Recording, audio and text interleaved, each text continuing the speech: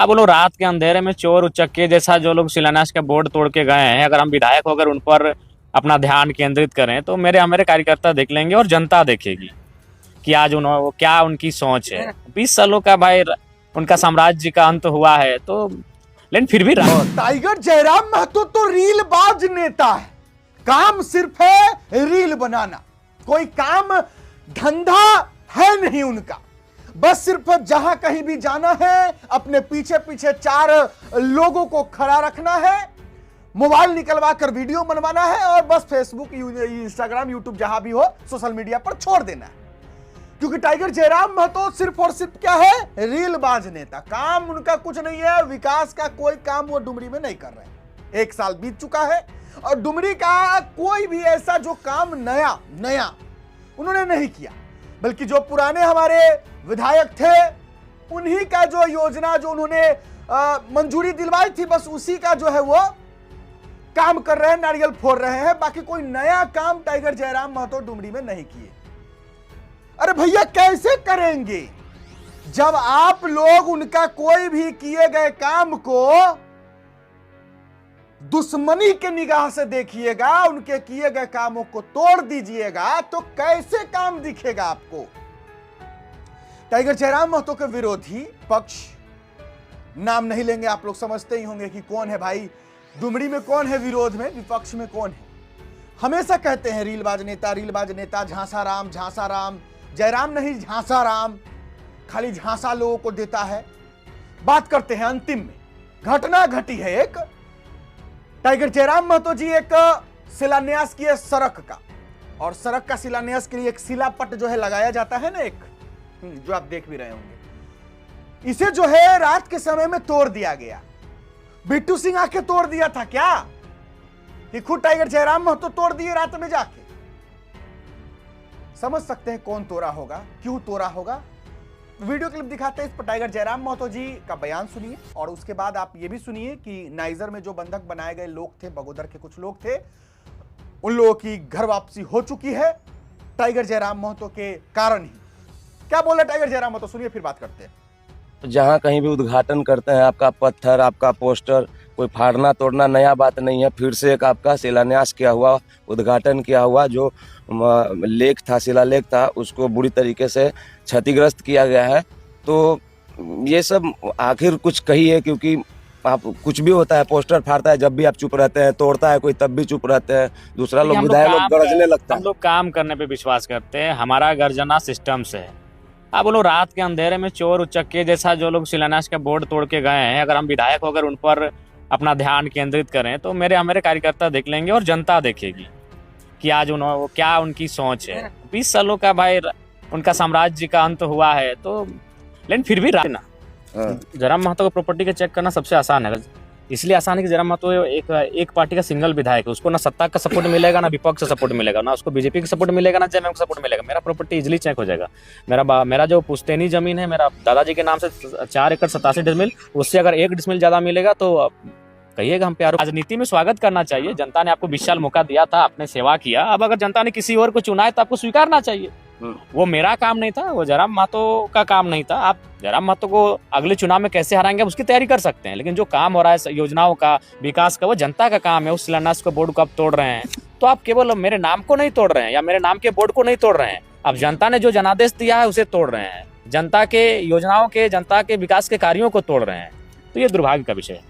अच्छा, जहाँ पे हम लोग बैठे हुए हैं और शायद यहीं की घटना है, संतोष भाई बता रहे थे 1 महीना पहले किसी का प्रदेश में, मतलब देश के बाहर देहांत हुआ था और पार्थिव शरीर को लेके बड़ा संशय सा स्थिति बना हुआ था और अभी तक हम लोग भी किसी नतीजे पर नहीं पहुंचे हैं कि वो बॉडी आया है कि नहीं आया है, क्या कुछ चीज प्रोसेस में है, कुछ बताएंगे? ये सारा पहला बात है कि चूंकि टेक्निकल क्या चीजें हैं वो बहुत कम ही लोग समझते हैं और नो डाउट चूंकि प्रवासी की हम आवाज़ हैं तो लोग ये सवाल जहन में आता है कि प्रवासी मजदूर जो हमारे घर का है। जी हाँ, बिल्कुल, हम जिस घर में रहते हैं विजय महतो के ही गोतिया यानी उनके जेठा का घर है, जहाँ हम अभी फिलहाल डुमरी में रहते हैं और उनका ही पार्थिव शरीर आज सऊदी में है।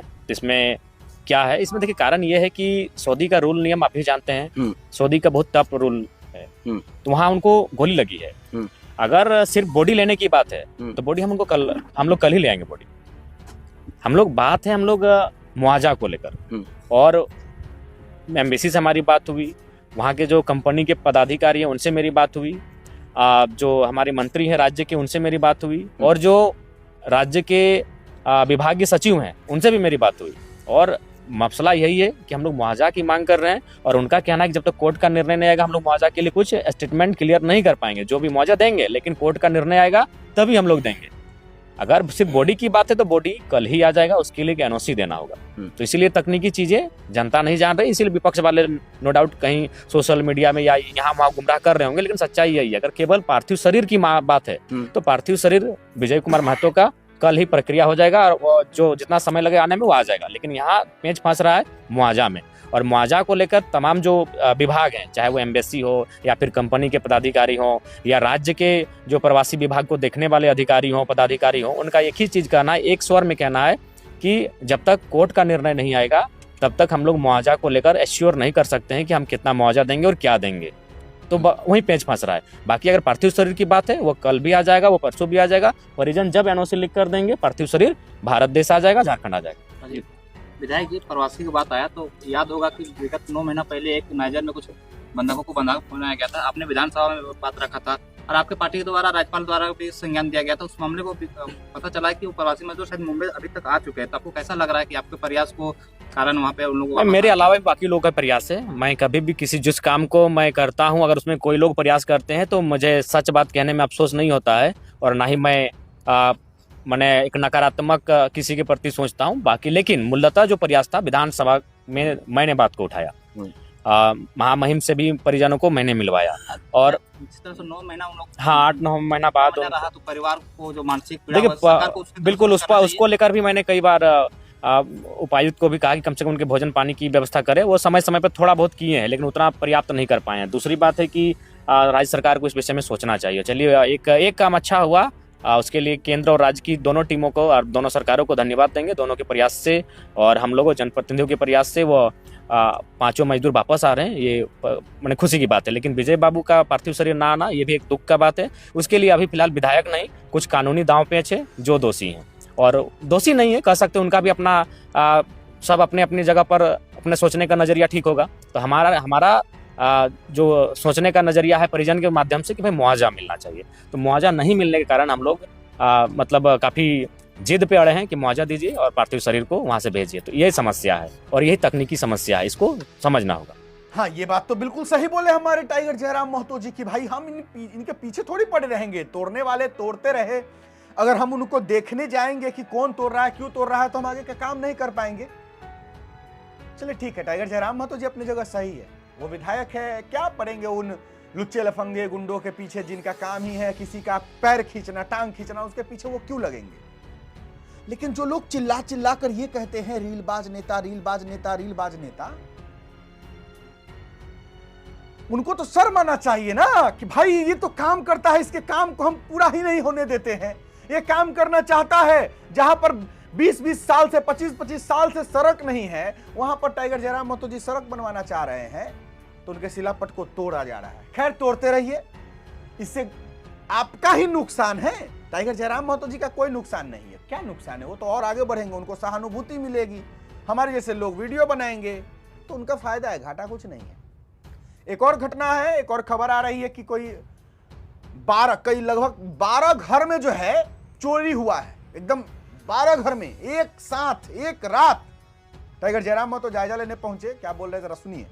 आए हुए थे, अभी हमारी टेलीफोनिक बात डीएसपी से हुई है। उन्होंने कहा कि खुद इस मामले को हम गंभीरतापूर्वक ले रहे हैं और एक टीम बनाकर हम स्वयं जांच करेंगे, और बहुत जल्द उन्होंने कहा कि हो सकता है आज रात तक कुछ सुराग हमारे सामने हाथ लग जाएगा। और हम लोगों ने भी स्वेच्छा से स्थानीय थाना प्रशासन को समय दिया है, और नहीं तो फिर हम लोग आगे जन प्रदर्शन करने का काम करेंगे। कहीं ना कहीं ये बहुत बड़ा घटना है, 12 घर में एक साथ चोरी होना। हमें लगता है इसमें कुछ गाँव भले लोग नाराज हो जाए हमारी बातों से, लेकिन अचानक हाईवे से एक रेलवे यार्ड को पार करके, रेलवे भी बीच में आता है, उस यार्ड को पार करके चोरी करने आए हैं। इसका मतलब है कि कुछ स्थानीय लोगों की भी एक इन्फॉर्मर के रूप में भूमिका है।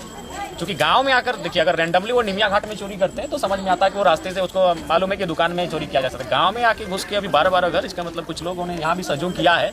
और दूसरी बात वो हमें लगता है कि काफ़ी दिनों से रेकी कर रहे होंगे कि इन घरों के लोग बम्बई में रहते हैं, दिल्ली में रहते हैं या फिर यहाँ नहीं रहते हैं। तो ये चीज़ें तो स्पष्ट आ रही है और हमें लगता है कि कम से कम तो वो काफ़ी संख्या में होंगे, 30 के आसपास की संख्या में होंगे, तभी से इतनी बड़ी घटना को उन्होंने अंजाम दिया। खैर, मैंने इसको स्वयं संज्ञान लिया है, मैंने एक घर को स्वयं जाकर देखा है और स्थानीय डीएसपी को मैंने टेलीफोनिक सूचना दी है। उनसे मैंने कहा है कि टीम बनाएं और विशेष इस पर गंभीरतापूर्वक निगरानी करते हुए इस केस के तह तक जाएं। तो यहाँ अभी तक यहाँ पर प्रशासन पहुँचे इन लोगों को घर जांच करने की, क्या क्या चोरी हुआ है? देखिए, वो तो घर वाले जानेंगे। वो जब भी कोई चोरी की घटना होती है तो वो एक रिपोर्ट लेती है कि भाई घड़ी, पलंग, रजाई, जेवर, केस इतना, तो उसका एक रिपोर्ट बनता है और रिपोर्ट इन्होंने दिया होगा, बिल्कुल दिया होगा। 30 घंटा से ज़्यादा हो गया, अभी तक मैंने कोई सुराग नहीं लगा है चोर जो चोरी किया। देखिए, ये काम तो आपको ये सवाल हमें लगता है प्रशासन से करना चाहिए कि वो क्या कर रही है, लेकिन एक जनप्रतिनिधि होने के नाते मेरा काम होता है उन पर दबाव बनाना, मेरा काम होता है उनको निर्देश करना और मैंने निर्देश दिया है। थाना एकदम 1 किलोमीटर बगल में है, 1 किलोमीटर से भी कम है, तो यहाँ आके कम से कम प्रशासन को जांच करना चाहिए। अब देखिए, प्रशासन आई है, आप एक ही चीज़ को बार बार रिपीट कर रहे हैं, प्रशासन आई है। अब सवाल है कि प्रशासन कार्रवाई कितनी तल्लीनता के साथ करती है। विधायक जी, कोई दूसरा प्रारूप होता है क्या? गलती तो किसी का नहीं है, चोर है और चोरी किया है, वही है, मतलब जो भी है, तो इसमें कोई ऐसा कोई इकाई होता है क्या किसी भी तंत्र का जिसमें मदद का प्रावधान होता है जो पीड़ित होते हैं? मैंने जहाँ तक मेरी समझ है, मैंने इसलिए एक बार कंफर्म हुआ, मैं डीएसपी से बात करके, चोरी की घटनाओं में मदद का कोई नियम नहीं है। जैसे आपदा में होता है, नदी नाला में या फिर तालाब में डूब जाने का होता है, लेकिन इस ऐसे नियमों पर कोई प्रावधान नहीं है मुआवजा।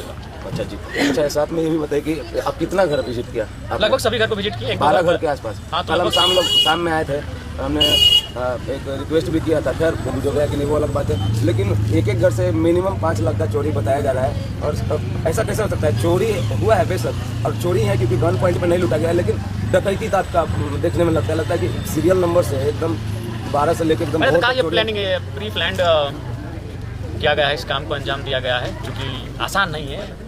ठंड का समय था, उनको मालूम था कि ठंड का समय है और इस समय का उन्होंने भरपूर लाभ उठाया है। और वही घर को टारगेट किया गया जिन घर में लोग कम सोते थे? नहीं, काम नहीं, वो प्लान बोले तो आपको पत्रकार महोदय कि वो माने 2 महीना 3 महीना की तैयारी थी, कौन आता है कौन जाता है, तो उन्होंने देखा कि घर ये ताला लगे हैं बाहर से और मैंने कई दिनों से ताला लगे हैं, उसके बाद उन्होंने घटना को अंजाम दिया है। क्या बोला परिवार वालों ने आपसे मिला तो मतलब किस तरीके का? मतलब देखिए, परिवार वाले, जाहिर सी बात है, एक पीड़ित जो कह रहा है वो परिवार वाले ने कहा, उनको सुना मैंने, और जहाँ तक हम लोग रहेगा स्थानीय थाना प्रशासन पर दबाव बनाकर इस केस की तह तक जाएं, यही हमारा प्रयास है। पुलिस से बाहर का, औकात के बाहर का काम है या फिर कोई भी काम औकात के बाहर का नहीं होता है। अगर न कहते हैं कि चोर से एक कदम पुलिस को आगे रहना चाहिए, और हम उम्मीद करते हैं कि आज जितना अगर चोरों ने तकनीक का इस्तेमाल किया तो पुलिस के पास भी तकनीक की कोई कमी नहीं है, उन्होंने तोड़ा नहीं है, बल्कि बड़े कैंचियों का प्रयोग करके मैंने सरलतापूर्वक तालों को काटा है।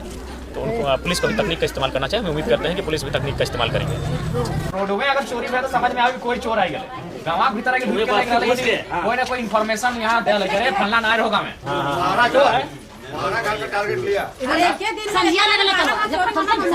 समझ बूझ के कर ले, यानी 12 घर चोरी कर लेना, मतलब 2 महीना तैयारी है जो है, 2-3 महीना से आवत जाते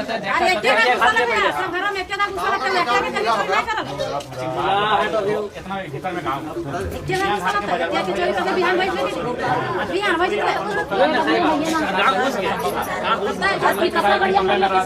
तीसरी में